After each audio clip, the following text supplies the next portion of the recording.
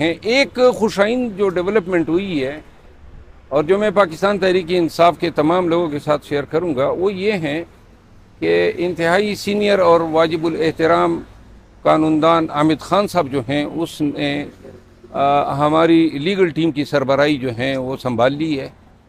और चूँकि वो एक प्रोफेशनल, एक मुस्तनद, एक इंतहाई वर्सटाइल वकील हैं जिसकी बहुत रिस्पेक्ट की जाती है पाकिस्तान के तुल अर्ज़ में, ख़ुसूसन लीगल फ्रेटर्निटी में, अदालतों में, तो मैं ज़ाती तौर पे ये समझता हूँ कि इन आमिद खान साहब के आने से मुझे बड़ी तक़वियत मिली है, क्योंकि अब जो हैं तमाम केसेस खान साहब के या पाकिस्तान तहरीक इंसाफ के मेरिट पे, ये मैं फिर रिपीट कर रहा हूँ, मेरिट पे जो हैं वो केसेस वकला फाइट करेंगे, उनको मेरिट पे इंटरेस्ट होंगे। और इसके अलावा जो हैं आमिद खान साहब जो हैं वो ओवरसी करेंगे, जहाँ पे उनको अपनी ज़रूरत होगी तो ख़ुद केसेस में आके पेश होंगे। खान साहब के जो केसेस हैं, ये केसेस की नवीयत पे तो हम बारहा बोल चुके हैं। देखें, जिस मुल्क में इबाद फारूक का बेटा अम्मार फारूक ऐसी बेबसी की मौत मरता है, उस मुल्क में ये कहना कि जो केसेस चेयरमैन पीटीआई पे बने हैं उनमें कोई सच्चाई का शायबा तक होगा, ये गलत एजम्पशन है। कल बच्चे की मौत ने हमारे इस बदनुमा दागदार निज़ाम को एक्सपोज कर दिया। किस तरह का ये आपका निज़ामी इंसाफ है कि तमाम पाकिस्तान को मालूम है, पूरे पाकिस्तान को, कि बच्चा तड़प रहा है, सिसक रहा है, बाप से मिलना चाहता है, बाप आ जाता तो शायद उसका लिए तरियाक होता, बाप को मिलने नहीं दिया गया, बच्चे पे तरस नहीं खाया गया, तो ईड़िया रगड़ रगड़ के मर गया। अस्पतालों ने जो हैं, जो खबरें आ रही हैं कि प्रेशर के तहत उनको रखने से इनकार किया, ये आपका मेडिकल सिस्टम, आपका निज़ामी इंसाफ जब आपके बच्चों को जो हैं नहीं बचा सकता है, क्यों कर ये अस्पताल, मेडिकल प्रोफेशन से वाबस्ता लोग जो हैं इतने जालिम हो सकते हैं? ये तो इंतहाई आला दर्जे की प्रोफेशनल मिसकंडक्ट हैं उन डॉक्टर्स की, और चाहिए कि इनको पीएमडीसी में सू किया जाए, इनके लाइसेंस तक मनसूख हो सकते हैं। फिर पुलिस को देखें, फाइट करो इस निज़ाम को, फाइट करो इन लोगों से। डॉक्टर जो हैं वो अपने असूलों पे खड़ा नहीं है, पुलिस वाला जो है वो जो है घुटने टेक चुका है। और जिस निज़ाम ने बता दिया ना, पूरे पाकिस्तान कल से रो रहा है।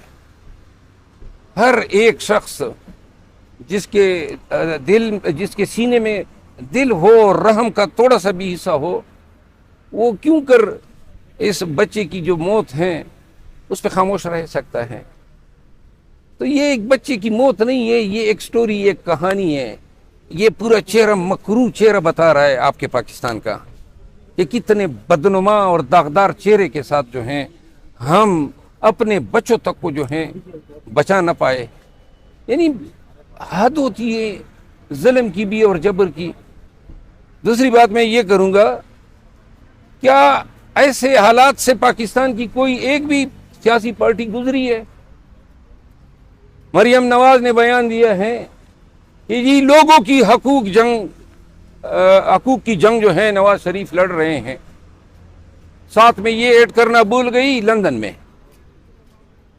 अब वो लंदन में सारे जो इस पीडीएम के हुकूमत के और बिलखसूस पीएमएलएन के जो चोर और उचक्के थे, 16 महीने पाकिस्तान में बर्बरियत का बाजार गर्म किए रखा, और इसके बाद माल समेट के ये फिर भाग गए, और अब ये फिर आएंगे, पाकिस्तानियों को बताएंगे कि 3 दफा जो है नवाज शरीफ वजीर आजम बना था, 4थी दफा फिर चांस दो। क्या कोई पाकिस्तानी, बाशऊर पाकिस्तानी जो है वो इस हवाले से ये कह सकता है कि किस बुनियाद पे आपको जो है कोई वोट दे? अगर आप लीडर होते तो डट जाते ना, खान की तरह डट जाते। अटक जेल में वो फाइट कर रहे हैं ना। भागना चाहता था तो भाग सकता था, आप तो पहले भी भागे थे, बाद में भागे, और भागने की तो आप लोगों की लीडर नहीं हो सकता है। जी क्या बता रहे हैं? नवाज का बयानिया है कि नवाज शरीफ की वापसी से मुल्क में खुशहाली आएगी और पाकिस्तान पहले जैसा मजबूत होगा। जी ये 3 दफा रहा जरदारिया और इसने मिल के पाकिस्तान पे 35 साल हुकूमत की, कोई खुशहाली किसी ने देखी? कोई खुशहाली है आज? महंगाई को आप देखें, गरीब रुल रहे हैं, गुर्बत के बजाय इन्होंने तो कहा था गुर्बत हम खत्म करेंगे, नवाज शरीफ का तो जो है मंशूर था 2018 में, तो गुर्बत के बजाय गरीब खत्म हो रहे हैं। यानी सारे लोग इस सोच में मुब्तला हैं, खाएंगे कहां से, बच्चों को किस तरह तालीम देंगे।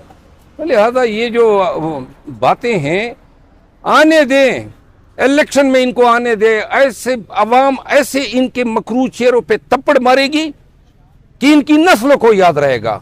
इंशाल्लाह इस दफा नून हो, टी हो, जे हो, जितने होंगे शिकस्त फाश जो हैं, और जिल्लत बरी शिकस्त फाश इनका मुकद्दर है।